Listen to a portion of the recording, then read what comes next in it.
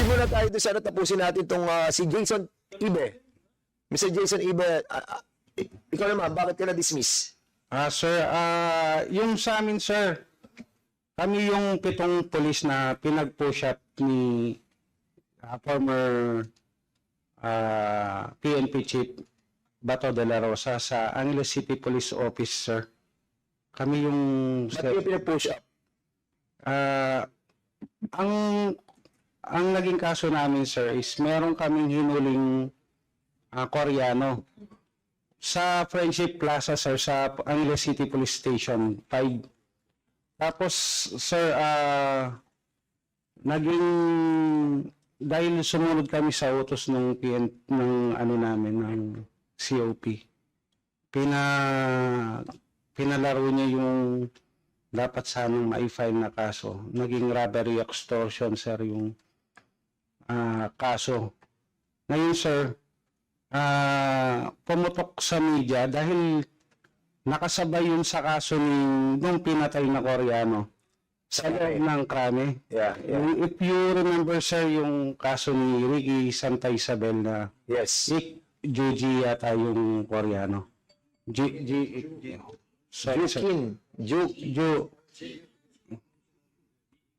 Okay, Yes, sir. Para matakpan, sir, yung dahil naging national news yung sa Korean. Korean na yun na namatay sa krame, sir. Ang kwento nung sa amin, sir, kami, sir, yung pinantakip nila para gawing sensationalize yung kasong simpleng robbery extortion, sir, yung sa amin. Is ginawa kaming kidnapping. Insist nila, sir, na pinapilit nilang pinafile na kidnapping yung maging kaso namin. Tapos apparently, sir, after second day, sir, nangyari yun, sir. Nirestrict kami sa kampo, sir. Tinanggalan kami kaagad ng baril, sir, at saka ng cellphone. Nirestrict kami doon wala pa kaming kaso, sir. Tapos nabalitaan na lang namin na may planong patayin kami, sir. Ng mga taga-krami ata or Itong kaso nyo, it's not, hindi siya involved yung operation nyo tungkol sa illegal drugs. Hindi, sir, robbery extortion ng police. Well, anyway, ang pinag-uusapan natin is sa EJK, no? Yes, But it's worth understanding also yung case ninyo. No? Kasi, sir, These are all your story and your allegation. But of course, we will be asking also the PNP to look into this. Kung talagang but sino administrative dismiss kayo, right? Yes, sir. Yung criminal case din, sir, dismiss. Ano natin doon, for example, na-dismiss tayo criminally? Sir, yung po kasing nangyari sa amin, sir, kung if I may, sir, tutuloy ko yung... Sige, go ahead. Para malaman lahat, sir. Publicly kasi, sir, na pinaya kami wala pa kaming mga na-file na kaso. Tapos, sir, lahat ng gastos, sinolder namin, sir, yung pambayad ng abogado. Where in fact, yung case namin, sir, job-related, work-related po yun. Kaso, walang support sa PNP, sir. Tapos, Sino kaso sa inyo?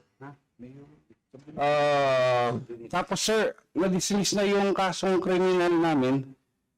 Umatras na yung complainant. Sir, pinakulong pa kami. Yun yung masakit doon, sir. Sino kukulong sa inyo? PNP, sir. Sino gutos? That time, sir, PNP Chief Bato de la Rosa, sir. Merong itong video sa YouTube, sir, na plano kaming patayin, sir, para matakpan yung kaso sa Krami na binulgar ni asawa ni Ricky Santa Isabel, sir. Na makikita pa yun sa YouTube. Mismo siya nagpa-interview sa... Ito ka na, boss? sa GMA or sa national TV na itong police na dapat, kaya kinakasuhan kami ng kidnapping, sir. Muntik na kami ilatag din. Hindi ko alam, sir, kung DDS or ano. Ganun. Pero yung asawa mismo ni Ricky Santa Isabel, sir, hindi siya pumayag na ganun yung gawin nila sa amin. At with the support of our wives and relatives, sir, binantayan kami sa kampo kanya. Hindi natuloy yung plano, sir. Paano nyo nalaman yung sinasabi nyong alleged plan? Paano nyo naman na Sir, makukonfirm? kasi yung first na dinala kami sa kampo, sir, restricted, tinanggalan kami kaagad ng baril tsaka cellphone. Wag daw kami makikipag-communicate sa labas. Tapos, sir, dahil sa akwa doon kami, marami kaming kakilanang pulis. Sinabi nila sa amin, wala kaming cellphone, sir. May isa-isa yung kwarto kami. Sabi nila, may planong patayin kayo, kukunin kayo dyan, sabi niya. Sabi, tawagin niyo yung mga kamag-anak niyo, bantayan kayo, sir. Apparently, sir, na-verify namin po yun. Sino nagsabi sa'yo ng ganun? Yung mga kasama din namin. Official Sir. doon? Yes, sir, mga kadikit na namin official. Saan area kayo? Angeles City Police Officer. Saan? Angeles City Police Officer. Can you mention the name of Pampanga. the officer who have...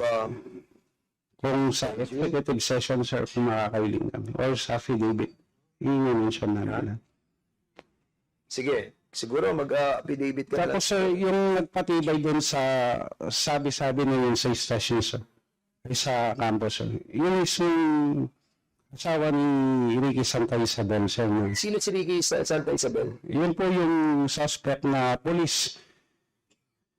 Karami, sir, yung sa AIDG na pumatay doon sa Koreano. Okay, let's proceed sa next, si Mr. Richard Agapita. Richard Agapita, can you tell us your, bakit ka na-dismiss? Sir, good morning po. Dagdag lang po dun sa sinabi sa kasama ko po ni Mr. Jason Ibe po. Yun nga sir, yung humiliate po kami in public without, wala pa pong naka-file na... Kasama mo si Jason? Yes sir. Magkakasama kayo? Pito po kami sir na yung pulis sa Angeles. Na public humiliate po kami and yun nga po, wala pang naka-file na kaso. Okay, thank you so much, Mr. Richard Agapito. Yes sir, thank you po.